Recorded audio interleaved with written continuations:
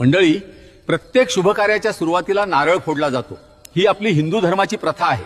पण हा केवळ देवासाठी केलेला विधी नाही, कारण या कठोर कवचामागे लपलेलं आहे एक खोल थरारक विज्ञान.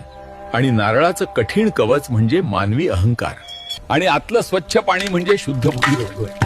कवच फोडण्याची क्रिया मेंदूला संकेत देते, नवीन सुरुवात करताना अहंकार तोडणं गरजेचं आहे. आणि तसंच नारळ फोडताना होणारा जोरदार आवाज आणि हालचाल मेंदूला अचानक जाग करते आणि ऑक्टिव्ह बनवते.